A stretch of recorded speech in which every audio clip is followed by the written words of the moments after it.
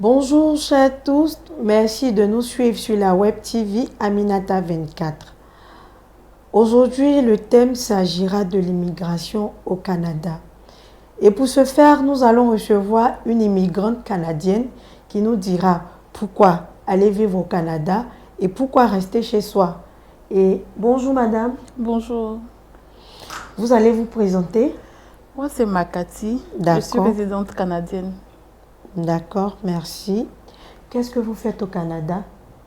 Je suis femme au foyer. Ah bon? Oui, commerçante et femme au foyer. D'accord. Beaucoup de jeunes migrent vers le Canada. Quels conseils pourrez-vous leur donner en tant qu'immigrante ou du moins résidente canadienne? Mais je pense que le Canada, c'est un très bon pays pour immigrer. Après, on a tous un projet de vie. Maintenant, après, comment tu rentres au Canada? Je pense que c'est là que le réel problème se trouve avec les jeunes. D'accord. On nous dit souvent que le Canada, il fait beau vivre. Est-ce vrai? Oui. Vous pouvez nous en dire plus? Mais quand je dis oui, pour mon expérience personnelle, il fait beau de vivre au Canada parce que je n'ai pas de problème de papier, je n'ai pas de problème de nourriture, je n'ai pas de problème de travail.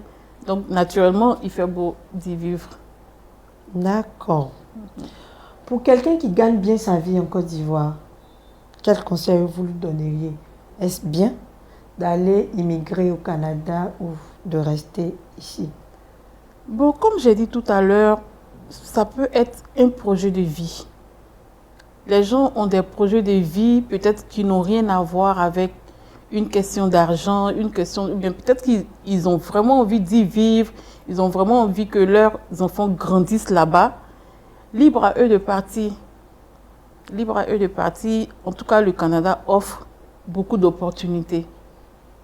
Et je pense que pour quelqu'un qui a un projet de vie, qui veut avoir des enfants, je pense que c'est un très bon cadre aussi pour les enfants. Y a-t-il vraiment du travail au Canada?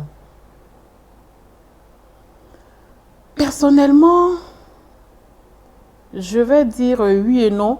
Non, parce que moi-même, j'ai été formée au Canada, j'ai fait une formation.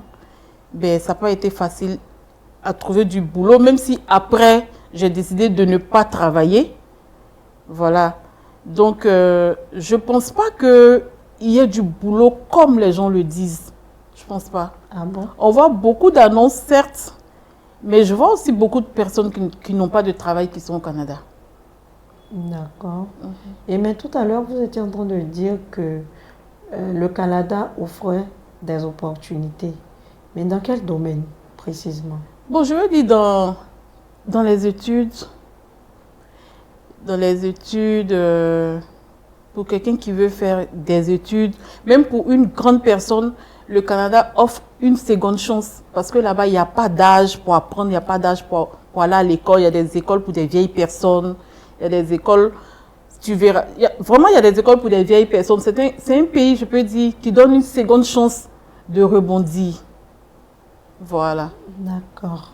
Madame Makati, vous étiez en train de dire tout à l'heure que vous êtes femme au foyer. Je suppose que c'est un choix personnel que vous avez fait.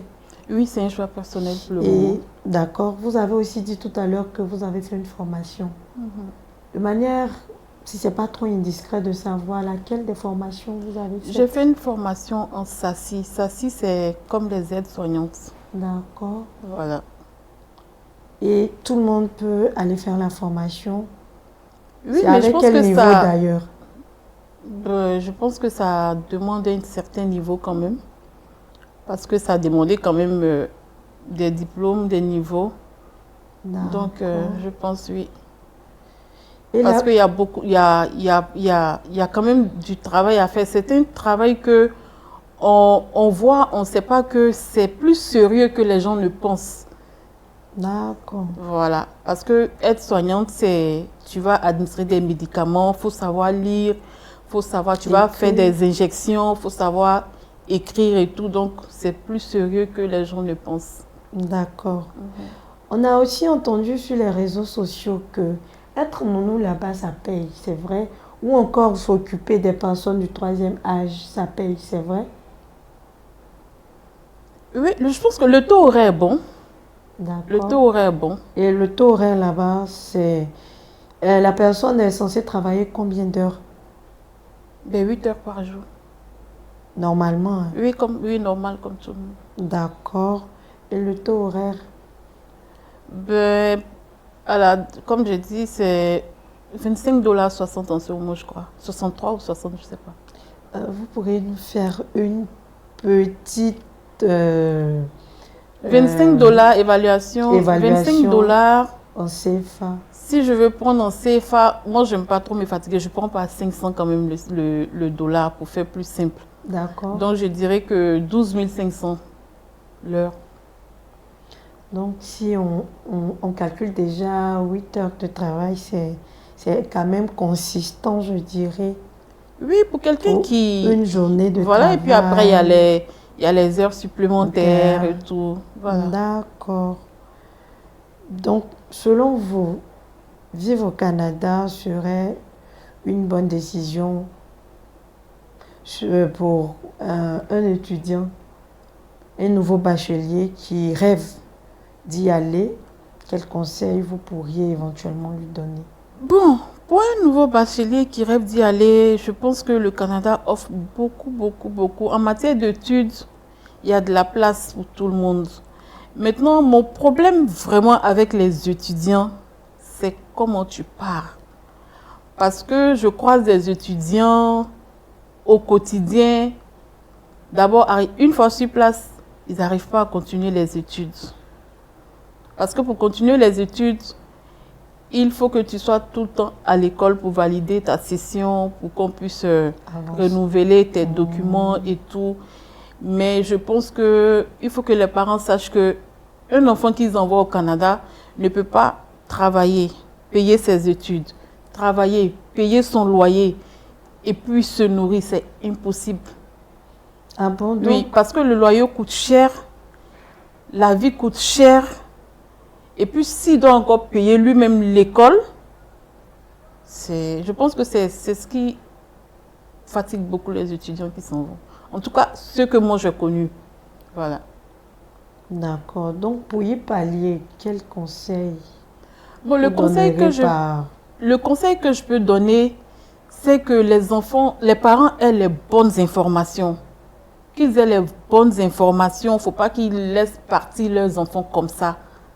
Et puis aussi qu'ils soient un soutien derrière, qu'ils leur emmènent de l'argent, qu'ils les soutiennent vraiment par derrière, sinon c'est pas facile. Et pour avoir les bonnes informations, on se réfère à qui ou comment? Bon, c'est clair que peut-être l'immigration ne vous dira pas il faut donner de l'argent à votre enfant à chaque mois, mais il faut que les gens acceptent de parler aux gens qui leur disent la vérité.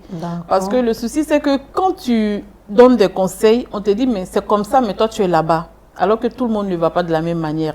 C'est vrai. Voilà.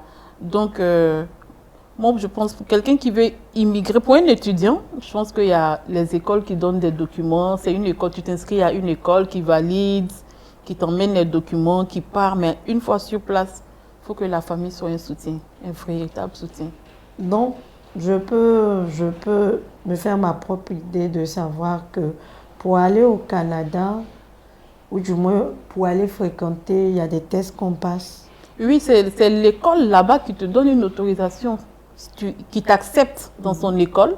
Et à partir de là, tu fais les documents pour partir. D'accord.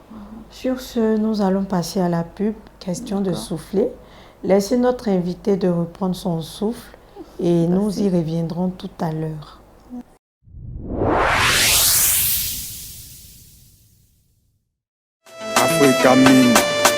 Ces dernières années, l'exploitation minière a pris une envergure inédite en Côte d'Ivoire avec une contribution conséquente au budget de l'État et de l'emploi des jeunes. Aux côtés de quelques multinationales qui occupent le segment de l'exploitation industrielle, les acteurs de l'exploitation semi-industrielle tirent aussi leur épingle du jeu. Parmi ceux-ci, l'entrepreneur Bamba Moussa est une figure de proue avec sa société Africa Mine, agréée par l'État de Côte d'Ivoire.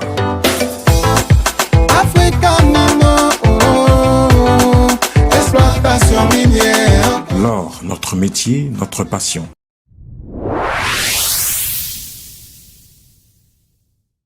Nous revenons de la pub et nous continuons avec notre immigrante canadienne qui est en train de nous expliquer plus ou moins les réalités du Canada. Makati, je suis à vous. D'accord. Depuis un moment, nous avons eu vent de certains influenceurs TikTokers qui ont été fichés par le Canada. Vous pouvez nous en dire plus? Oui, j'ai aussi vu. Je pense qu'ils ont été fichés parce qu'ils étaient sur TikTok à donner des informations, à se faire passer pour des... Quel genre d'informations déjà? Ben, je ne sais pas, les topos pour entrer. De manière illicite, là? Non, tu peux rentrer de manière légale, mais qu'est-ce que tu as fait pour entrer? D'accord. Donc, je pense que c'était un peu dans ce cadre, alors que au Canada, pour être agent d'immigrant, il faut se former. D'accord. Tu te formes, donc ils n'ont pas la formation, ça veut dire qu'ils ne sont pas qualifiés pour. Donc, tu dois avoir un agrément qui stipule que voilà, oui, tu es censé. C'est ça. D'accord. Et donc, je pense que c'est dans ce cadre-là qu'ils ont été fichés. D'accord. D'accord.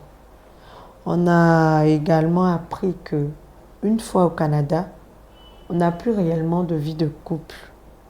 Pour des personnes qui y vont, généralement, on a constaté des divorces. Est-ce vrai? Bon, je dirais oui et non. Après, chaque couple a ses règles, a ses façons de faire, à comment il veut sauver son foyer, comment il ne veut pas sauver son foyer. Mais je pense que la pression du Canada, quand même, joue un peu sur les couples. Parce que les gens travaillent beaucoup. Parce qu'il faut remplir tes heures, il faut faire des heures supplémentaires. Donc, voilà, souvent, monsieur qui travaille la journée, madame la nuit. Et après, il y a les enfants qu'il faut gérer. Il y a la garderie. C'est vraiment tout un monde assez complexe quand même. Donc, si vous n'avez pas un couple vraiment solide, ou bien si vous ne prenez pas des vraies décisions, ça peut vraiment aller en vrille facilement. Donc, je pense que c'est pour ça que les gens disent ça. D'accord. Et là-bas, est-ce qu'on a la facilité d'avoir une dame de maison? Quand je parle de dame de maison, je veux parler par exemple de nounou. Non, ça coûte excessivement cher. Ah bon? Oui, ça coûte. Mais c'est un travail. Donc, tu vas peut-être la payer, peut-être minimum le SMIC. Mais ça parle de... Toi-même, tu gagnes combien déjà? Et puis au Canada, la vie, c'est vraiment les impôts. Donc, tu vas travailler, tu auras peut-être un très bon salaire, mais quand ils vont prendre les impôts, après les charges, la vie est vraiment chère. Et ça, je connais rarement des personnes qui se sont pris des nounous au Canada. Tout le monde se fie à la garderie. D'accord. Et vous, en tant que femme au foyer, quelles difficultés vous rencontrez là-bas? Parce que là, je peux me permettre de dire que c'est votre homme qui subvient aux besoins de la famille. Mais et vous? Normalement, vous devez... je subviens aux besoins de la famille aussi parce que je fais la cuisine, je fais le ménage, je m'occupe de lui, je m'occupe de l'enfant, je m'occupe de nos activités parce qu'en fait, mon mari a une entreprise. Voilà, je m'occupe de l'entreprise parce que lui, il travaille ailleurs, il n'a pas vraiment le temps. Donc, voilà, c'est ma participation. Ah, c'est déjà bien. Bravo. Merci. Et à côté de cela, comment l'éducation des adolescents là-bas, comment vous la trouvez, l'éducation? Je n'ai pas d'adolescents encore là-bas.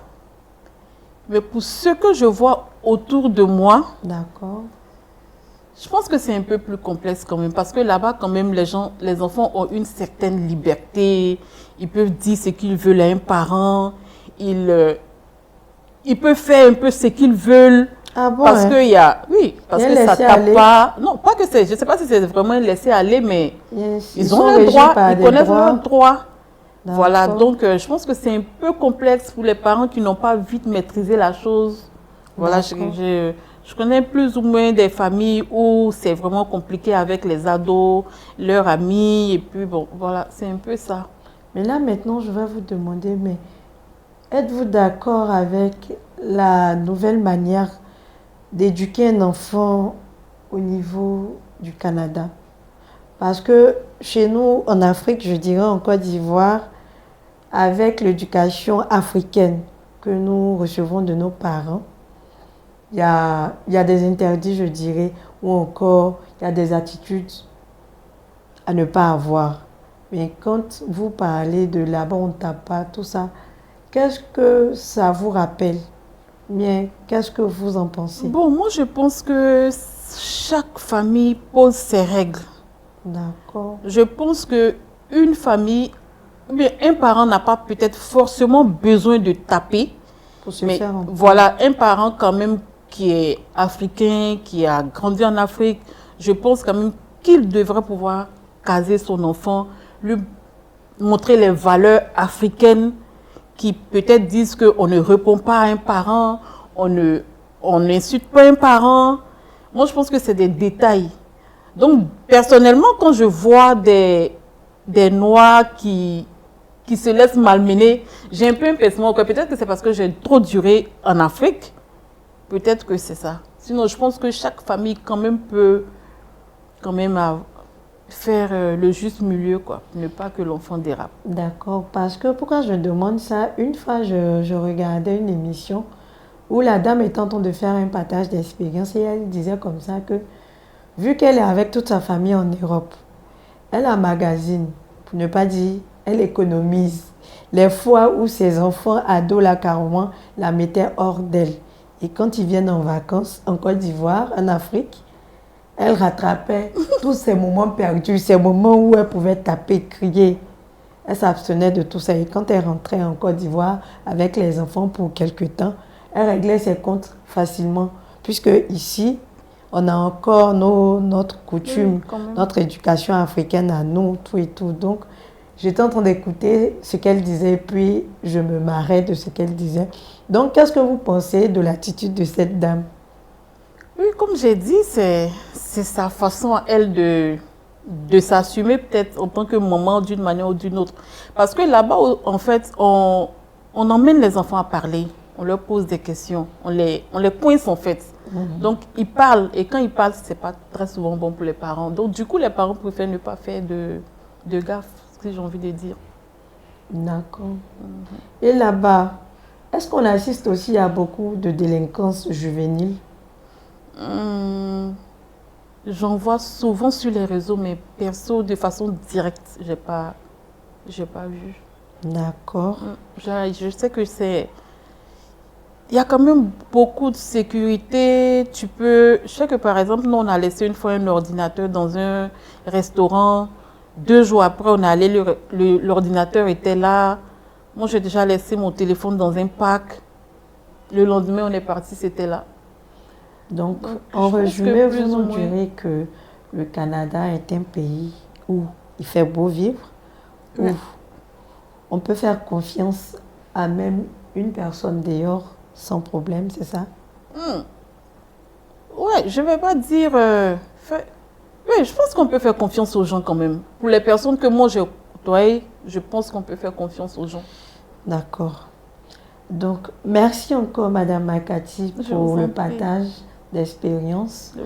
Et donnez-nous votre mot de fin. Mon mot de fin, j'ai vraiment envie de l'adresser aux parents qui font partie de leurs enfants.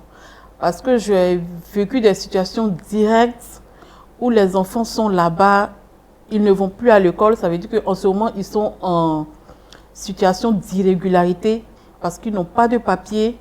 C'est difficile pour même manger. Ils sont obligés souvent d'aller soulever des cartons pour pouvoir avoir de quoi mettre sur eux. Mais je pense que tous les parents ne connaissent pas vraiment la réalité là-bas. Donc, ce que moi je peux dire, c'est que les parents, s'ils veulent faire partie de leurs enfants, c'est d'avoir les vraies informations. Et si l'enfant est déjà là-bas, c'est de le soutenir. Parce que même s'il travaille, je ne suis pas sûre qu'il puisse joindre les deux bouts. Parce que même les personnes qui travaillent à plein temps, souvent c'est dur. À plus forte raison de quelqu'un qui a un temps de travail très limité. Parce qu'à cause des études, ils ne peuvent pas travailler en plein temps. Donc, c'est vraiment compliqué. Donc, c'est vraiment le modèle que je lance aux parents, à tous ceux qui veulent faire partie de leurs enfants, de vraiment avoir les bonnes informations pour ne pas que les enfants soient dans les conditions difficiles. Parce que les loyers, ça coûte cher, la nourriture, ça coûte cher, tout coûte cher. D'accord. Merci encore, Madame Makati. Je vous en prie. Merci pour ce temps d'échange. Je vous en prie, ce fut un plaisir. D'accord. Merci à chaque parent qui nous suit. Merci aussi à la belle dame pour son partage d'expérience. Mais je pourrais dire à la communauté qui nous suit, à nos papas et surtout à nos petits frères, aller vivre au Canada n'est pas chose aisée. Il faut d'abord avoir des moyens pour pouvoir aller s'installer là-bas définitivement. Et surtout, avoir un apport extérieur, c'est-à-dire papa ou maman, qui envoie de l'argent au petit frère, qui envoie de l'argent à la petite sœur pour pouvoir subvenir à ses besoins. Ou encore, pour moi, je dirais que l'Eldorado, c'est ici et nulle part ailleurs. Sur ce, merci d'être branché sur la chaîne Web TV d'Aminata 24 et merci à prochainement pour un autre rendez-vous.